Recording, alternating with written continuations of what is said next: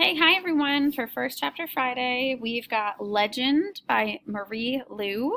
This is a great book. It's actually part of a series or a duology, and it's super adventurous and exciting. So on the back of the book it says, in a nation at war, June and Day are fighting for revenge, honor, and freedom and each other. So super great. Let's see what the first chapter is all about. Which is Los Angeles, California, Republic of America, population 20,174,282. Part 1, The Boy Who Walks in the Light. Day. My mother thinks I'm dead. Obviously, I'm not dead, but it's safer for her to think so. At least twice a month, I see my wanted poster flashed on the jumbotrons scattered throughout downtown Los Angeles. It looks out of place up there. Most of the pictures on the screens are of happy things. Smiling children standing under a bright blue sky, tourists posing before the Golden Gate ruins, Republic commercials in neon colors. There's also anti-colonies propaganda. The colonies want our land, the ads declare. They want what they don't have. Don't let them conquer your homes. Support the cause. Then there's my criminal report. It lights up the jumbotrons in all its multicolored glory. Wanted by the Republic. File number 462178-3233. Day. Wanted for assault, arson, theft, destruction of military property, and hindering the war effort. 200,000 Republic notes for information leading to arrest. They always have a different photo running alongside the report. One time it was a boy with glasses and a head full of thick copper curls. Another time it was a boy with black eyes and no hair at all, sometimes black, sometimes white, sometimes olive or brown or yellow or red, or whatever else they can think of. In other words, the Republic has no idea what I look like. They don't seem to know much of anything about me, except that I'm young, and that when they run my fingerprints, they don't find a match in their databases. That's why they hate me, why I'm not the most dangerous criminal in the country, but the most wanted. I make them look bad. It's early evening, but it's already pitch black outside, and the jumbotron's reflections are visible in the street's puddles. I sit on a crumbling window ledge 3 stories up, hidden from view behind rusted steel beams. This used to be an apartment complex, but it's fallen into disrepair. Broken lanterns and glass shards litter the floor of this room, and paint is peeling from every wall. In one corner, an old portrait of the Elector Primo lies face up on the ground. I wonder who used to live here.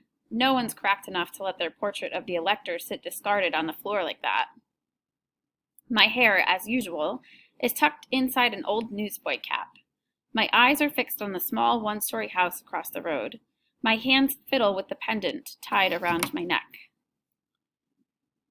Tess leans against the room's other window, watching me closely. I'm restless tonight, and as always, she can sense it. The plague has hit the lake sector hard.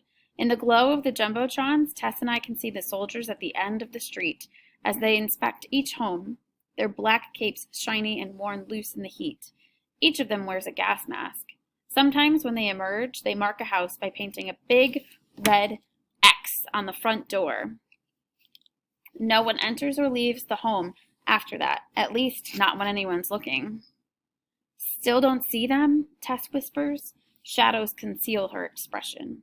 In an attempt to distract myself, I'm piecing together a makeshift slingshot out of old PVC pipes.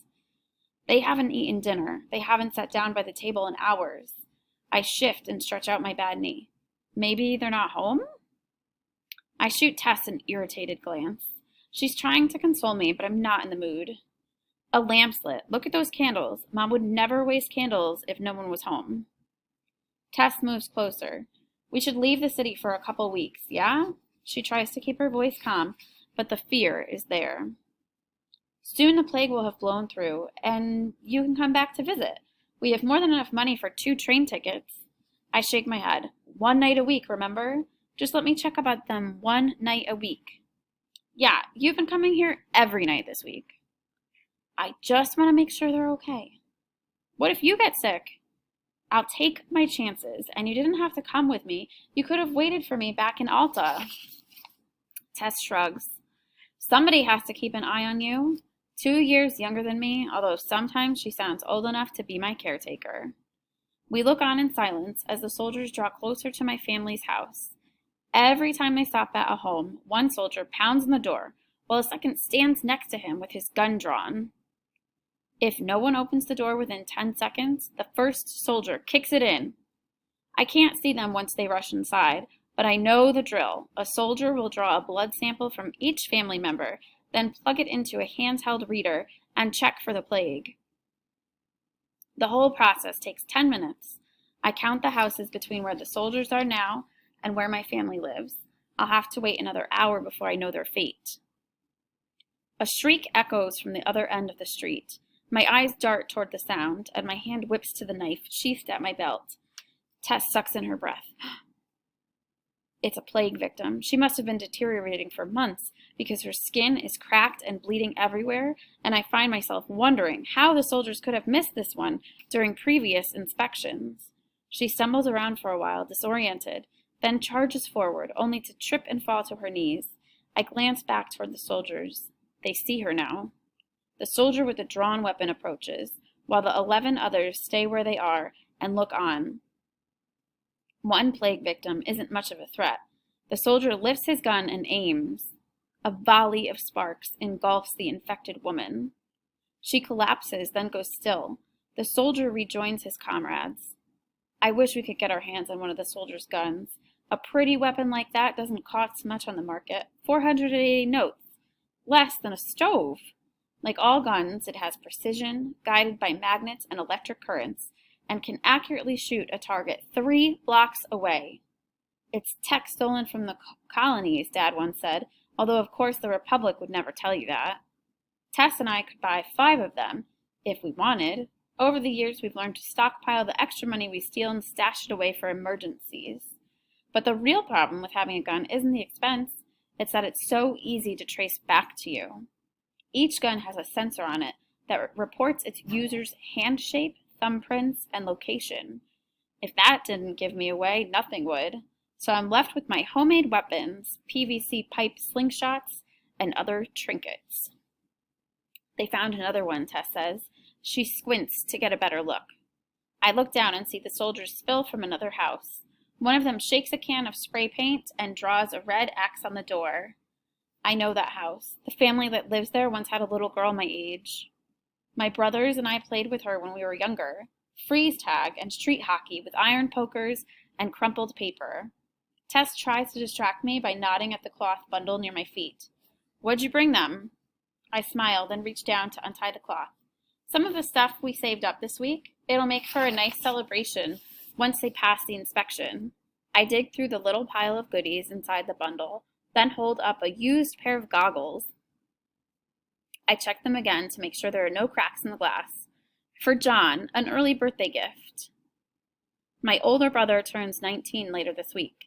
He works 14-hour shifts in the neighborhood plant's friction stoves and always comes home rubbing his eyes from the smoke. These goggles were a lucky steal from a military supply shipment. I put them down and shuffle through the rest of the stuff. It's mostly tins of meat and potato hash I stole from an airship's cafeteria and an old pair of shoes with intact soles. I wish I could be in the room with all of them when I deliver this stuff, but John's the only one who knows I'm alive, and he's promised not to tell Mom or Eden. Eden turns 10 in 2 months, which means that in 2 months he'll have to take the trial. I failed my own trial when I was 10. That's why I worry about Eden, because even though he's easily the smartest of us 3 boys, he thinks a lot like I do. When I finished my trial, I felt so sure of my answers that I didn't even bother to watch them grade it. But then the admins ushered me into a corner of the trial stadium with a bunch of other kids. They stamped something on my test and stuffed me onto a train headed downtown. I didn't get to take anything except the pendant I wore around my neck. I didn't even get to say goodbye. Several different things could happen after you take the trial. And you'll have to finish reading it to see what happens after a trial and what happens today. So I hope you enjoyed it. And again, this is Legend by Marie Lu, and it's a wonderful book. So happy First Chapter Friday, everybody. Happy reading.